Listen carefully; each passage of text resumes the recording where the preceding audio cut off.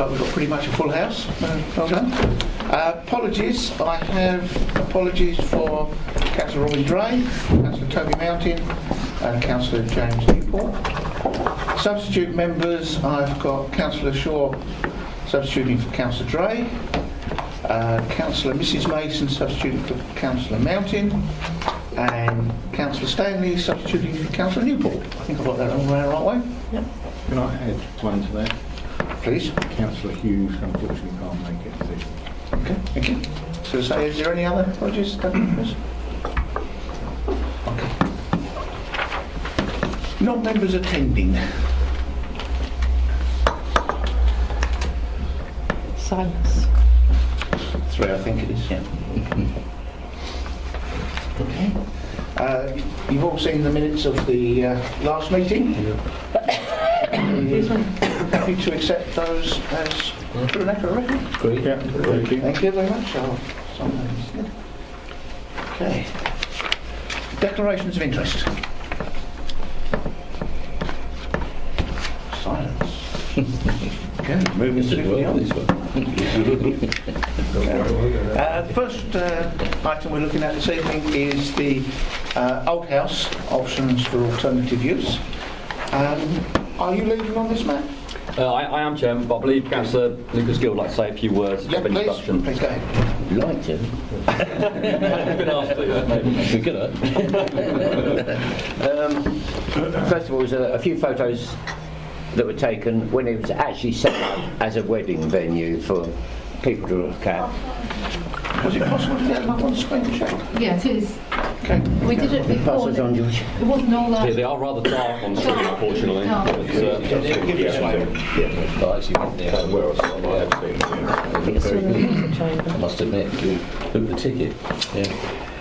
Looks great. Not very. Done that. Got ready. No. Don't worry. All right. I think it's a matter of taste. I think it'll be, hopefully quite attractive.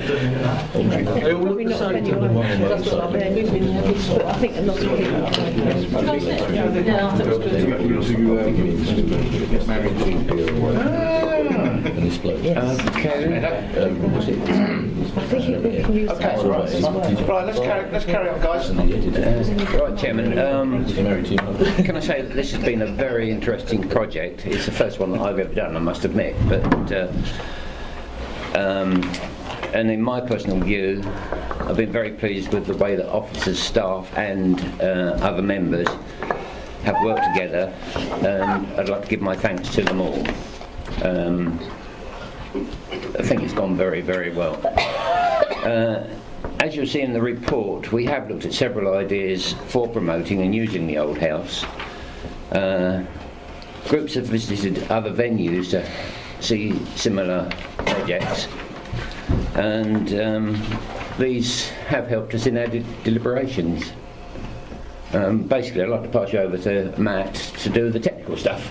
Okay. Thank you, Catherine. Evening, members. Yeah, just like to echo Councillor Lucas Gill's words. It's been good to see members and officers working so closely together on this project, working closely together to bring it to a conclusion. So, yes, I'd like to echo those words. Thank you for that. So, the report before you seeks to outline alternative options for the Old House, and also to seek member agreements to take forward the proposed options. As we all know, the Old House is a real prime council asset, Grade 2 star listed in the conservation area of Rochford, and as I said, it's a real prime asset for the council, so we need to make sure we do right by it and maximise its use for the asset. Following some staffing accommodation moves and some changes to that, as you may know, the Old House is no longer used as permanent office space at the moment. As an interim measure, we have set up some PCs in there, so it is used as a hot desk environment. External audit in there this week, actually, as it happens, and we still continue to use it for tours and other smaller events as well going forward, and meetings as well. But it's not used as intensively as it was before for office space, working space. So to that end, we set up a project working group, members and officers working together to start to investigate the various options for the asset. And again, linking it in with our business plan of maximising our assets, making sure that was always the forefront of our mind. As Councillor Lucas Gill mentioned, we visited some local listed buildings in the area as part of the research phase to try and get some good ideas about how others have approached the issue of making the best of listed assets. And we explored many different options throughout the report. They're all listed in the report in detail. I won't go through all in detail, but just to sort of summarise, we looked at everything from licensing for civil ceremonies, so the example of which is on the screen and in the report. We also looked at conference or meeting room use, heritage uses, and then moving on to lease options, and finally the option for potentially selling the asset. So we looked at the whole range across the whole spectrum to make sure we covered all the options available to us. We also then completed a detailed SWOT analysis, looking at all the different scenarios. We also carried on with the most favourable options, looking at the financial analysis, working with Rob Manning, our Section 151, to see how will it be most favourably taken forward and which will return the best financial return for the authority. Looking at the various options, you'll see they deliver various levels of return for the council, and the main detail can be found in the report. It's also worth mentioning that they'll also result in different levels of control and use of the asset for the council. For example, civil ceremonies, with a good degree of flexibility, continued use for other uses, be that meetings and office of space, right through to a lease option, obviously less control, and also reducing the ability for public tours that we still currently continue at the old house. Fees and charges, also mentioned in the report. We did an awful lot of research, looked at our competitors locally and further afield, and they can be found in Appendix 2 in the report.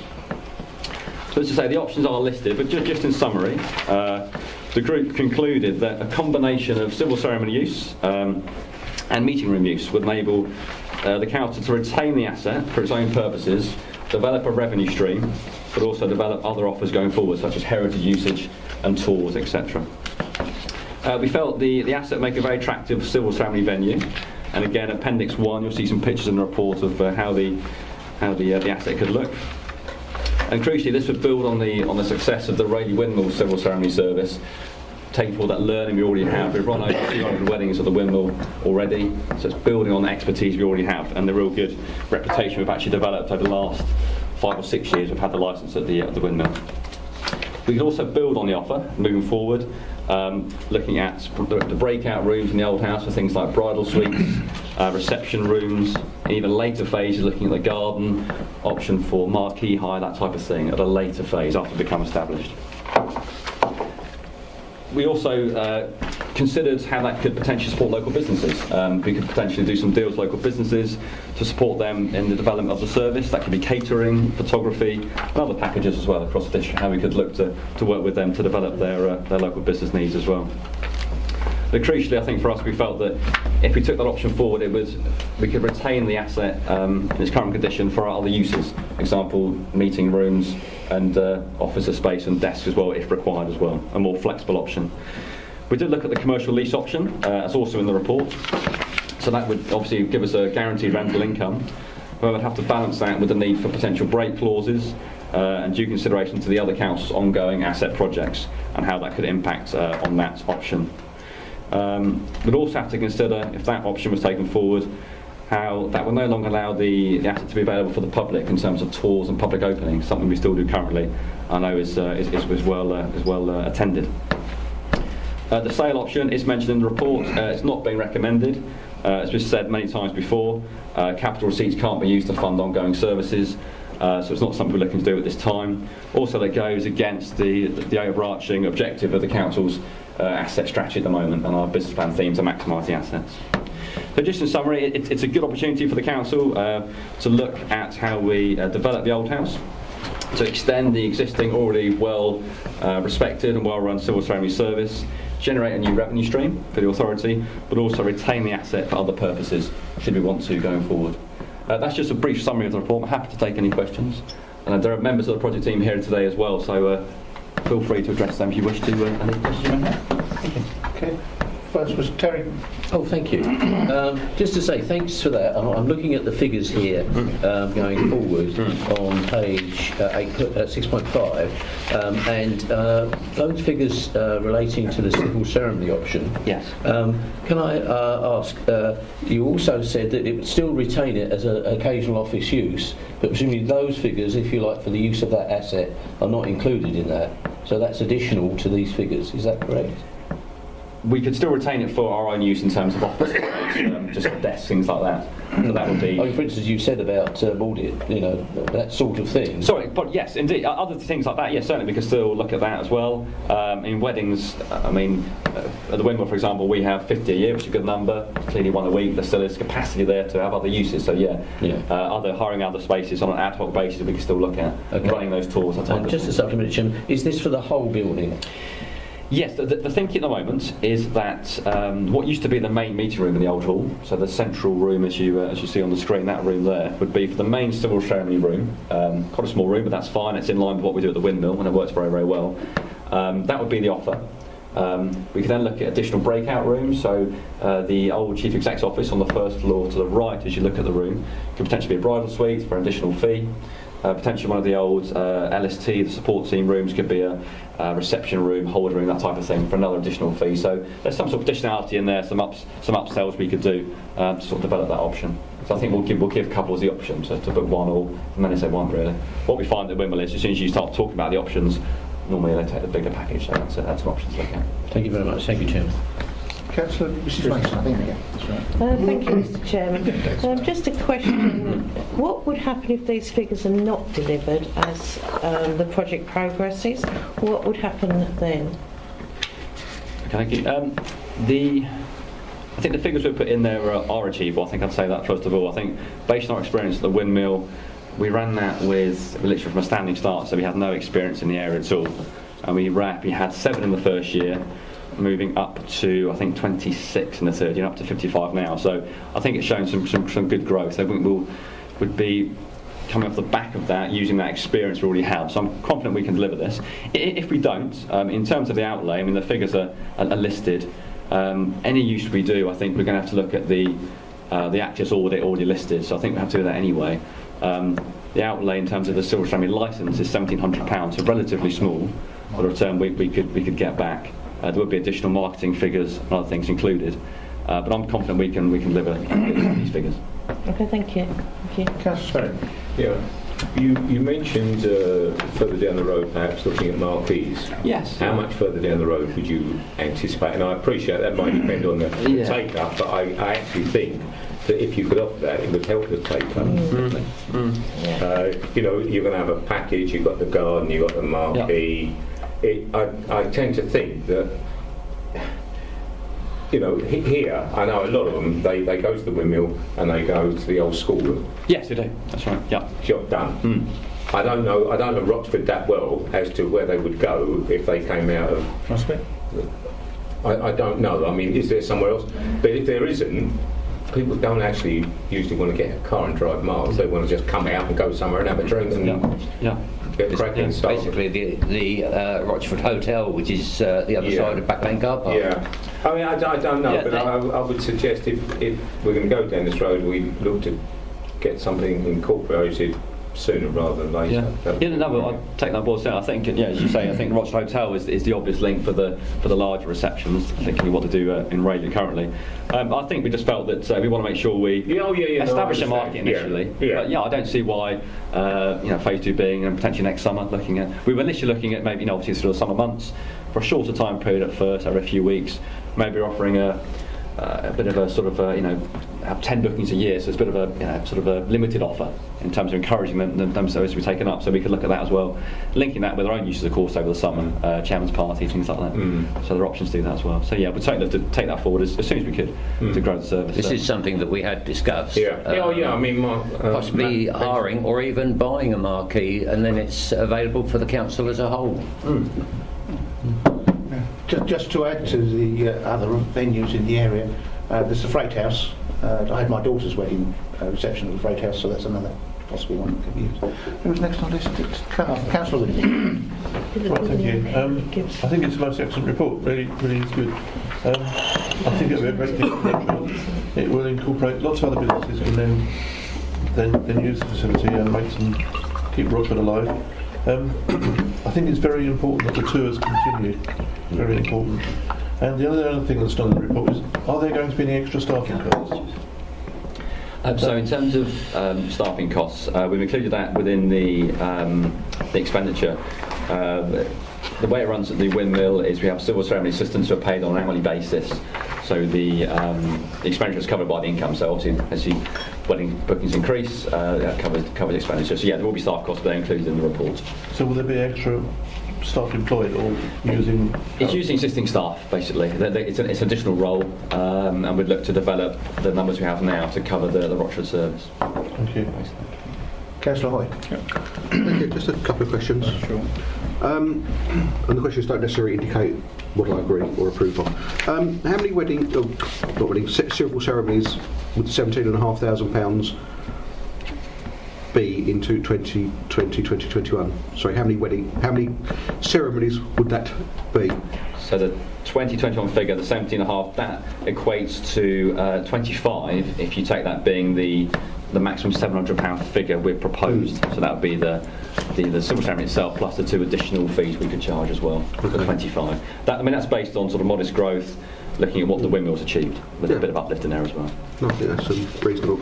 Just coming to option G, you've got some expenditure in there, capital and revenue. Well, you've got 10,000 to start off with, then you've got £5,000 a year. What's the £5,000? How's that been arrived at? I think we felt, from our experience of leasing some of our other assets, and looking at the age of the building, we would have to require some capital investment going forward, and it would help the negotiation of the lease if we were to take on some of that. So it would be a fully repairing lease, you're saying it might be part and It part. may be. I think we felt that if we go, it'd be nice if it was, if that's the option we took. I think we felt that, let's go worst case. So if we had to look at a different option, that's potentially what we might be looking at. Very much worst case. Okay, thank you. Thank you, Chairman. Councillor Shaw. Just to answer the question on the marquees, I was tasked to do it before Christmas, but unfortunately I was ill. I did ring them up as I was asked to. I haven't had any replies yet on the costings and them to send brochures in to me so I can give back to Matt and to Michael. But I'm going to chase them. If not tomorrow, I will get on to it next week and I'll get them to you. Okay, All right, so you've got figures. I'm sorry that you've been put in a position that you couldn't actually answer it. That's useful. That's useful. Something to look at and say for face. Yeah, I say so. At least we've got an idea of some figures. So I do apologise that we didn't get them tonight. Councillor Stanley. Thank you, Chairman. I'd like to ask the question, what do you see in the next financial year as expenditure in the way of talking about marquees? You can get these igloo marquees that they just blow up relatively cheap instead of buying the conventional marquee, and it's an all-weather thing. It's just clearly an ideal opportunity for you, and they're relatively cheap, so I don't know what your expenditure is going to be for next financial year for those, or any improvements to the venue. Also, with the tour, do we have any museum parts of ancient, if you like, Rochford or Raleigh or anything to go in that tour to make it more interesting? Okay, thank you, Chairman. If I pick up the first question about expenditure, I think at this stage, the honest answer, we don't know. But there's 4 different options whether we were to hire a marquee or to purchase, depending on frequency. So I think at this stage we'll just look at all options and make sure we go with the most appropriate one. But in terms of as a museum piece, and certainly I think it's there are some small number of items in there now, but the Raleigh Windmill has an accredited museum on the 2nd floor. There are some Rochford-based items in there, and it'd be nice if they could be displayed in Rochford potentially as part of that. It would maybe add to the offer as well, helping to develop those tours. Something we can certainly look at. Linking local history groups as well. Can I come back? There's quite a few offers from that the Raleigh Museum is going with the Evening Echo and what's been going on in the way of documentation in Rochford and Raleigh in the past, which the papers are willing to dispose of. So I just wondered if that might be something you might be looking into to sort of frame up on the wall or something like that, as a collage or something, that people would be interested in. Yeah, I think we mentioned in the report that it would be useful to continue to develop the tours as and when we can. That could be a useful addition to that. No, little addition. Yeah. We did also think of possibly putting notices out around Rochford asking if anybody's got any items that they could lend to us for use as a museum. I think a good idea. Yeah. Thank you. I believe, correct me if I'm wrong, Arthur, the town team, Roxford Parish Council town team, they do sort of heritage tours as well? We have, I think he's chairman of Rochford Historical Society, Roger Hill.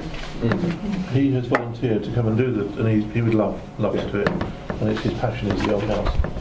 So he would love to be involved. So we can perhaps do a little bit of work with the parishes on a voluntary basis. Yeah. Councillor Smith. Well, thank you, Chairman. I'd like to ask just a couple of questions about the table on page 6.5. It's the financial analysis. I may have got this wrong, so I'm going to put it rather cautiously. You've set these options out as completely separate ones. But if I understood from your presentation that the main plank is going to be civil ceremonies of various sorts, but it doesn't rule out uses for a hire of rooms. In which case, if that is correct, then of course the option really is A and B, and it's hopefully all of A and some of B. And if that's the case, then those figures will actually be beneficially improved. Is that what you'd say? Chairman Councillor, yeah, you're quite correct. I think the recommendation tries to tease it out, and that yes, the civil ceremony will be the bulk of the revenue, probably not the use because of the frequency, but yeah, in terms of the revenue stream, yes, certainly civil ceremonies. And yes, for example, the expenditure in terms of the access audit, if you like, yeah, would be the same if it was a meeting room space or civil ceremony hire. So yes, you only need to do that once. So yes, we could combine these options together would certainly be the best option. And I think that's in the recommendation, to look at civil ceremonies and meeting room use as you suggest, and then looking at developing tools as and when we can to add to that, to make sure it's as flexible as it can be.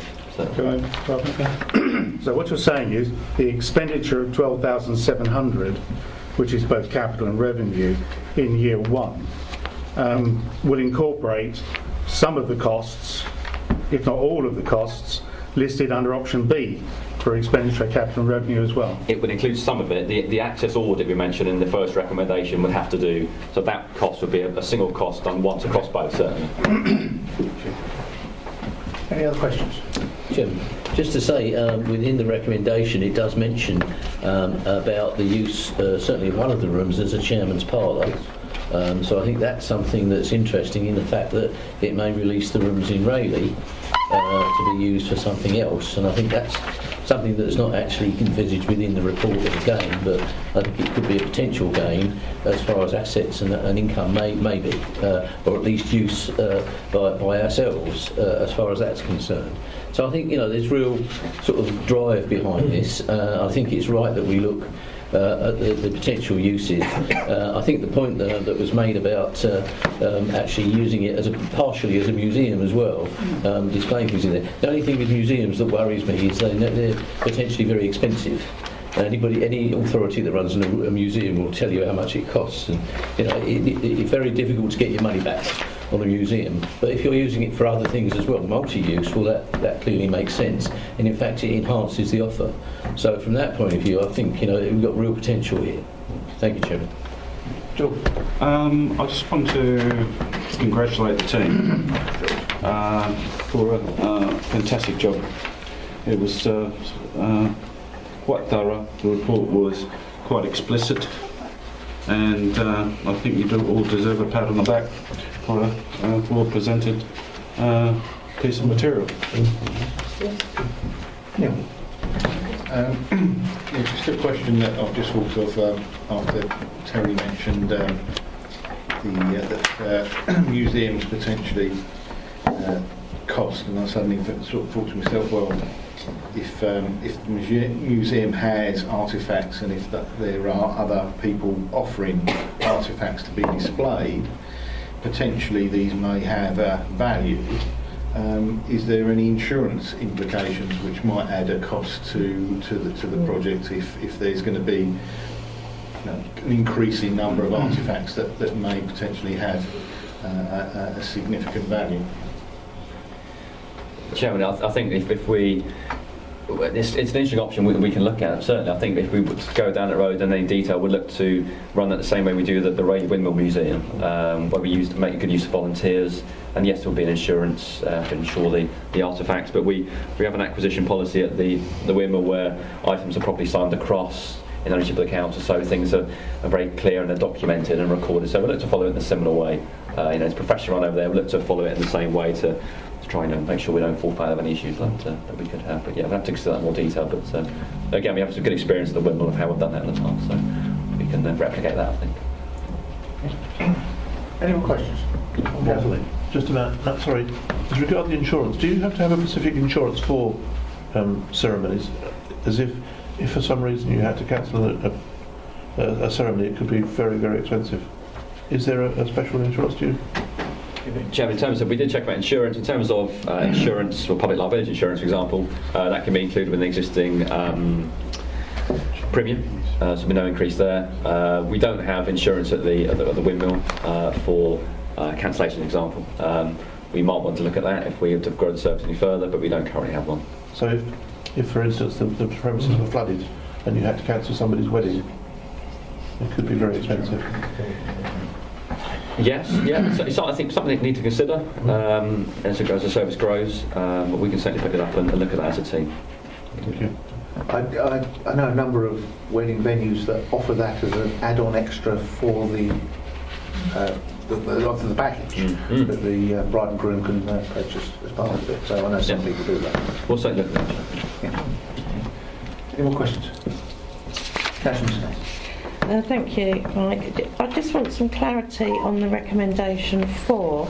It says pending release of the budget requirement as outlined in the report for the civil service and meeting room of the Old House. We've just heard the response that the budget requirement is 12,700 for option A, which I think we're all exceptionally happy with, but that the option B, 10,000, some of that is incorporated into the option A, so it's not actually 22,700. So what is the actual figure that we're being asked to approve? If some of option B is included in option A, then there's no clarity as to what you're actually asking for. Chairman, we listed them separately in case members wish to see the individual options if you took forward one option rather than a combination. But just to clarify, we've anticipated that approximately £5,000 set aside for the access audit in terms of some adaptations and things like that, in terms of ramp access, things like that. So you could, from expenditure for A and B, you could take £5,000 as being combined across the two. For both so those you're asking for a budget in option recommendation 4, 17,700. Yeah, just to clarify. No, that's included in the 12,700. The 5,000 is included, yes, so you don't need this 12,700. 10,000 at all. You would need half of the 10,000. Well, 12,700 and 5 is 17,700. So half of the 10,000 on option B. Yes, but presuming you're doing both, aren't you? Yes, but the access audit only have to be done once. So I'm even more confused now. I've asked a question, option A, and you're saying it's 12,700. You're saying option B is 10. You're saying 5,000 of that is in option A. Yeah. So how much do you want in total? 12,700 for the civil ceremony service. Yes. And 5 expenditure capital and revenue for option B. So in total it's 17,700. In total it is, yeah. Yeah, that's what. That's So what I thought you were referring to option A in total. No, in total, option A and B.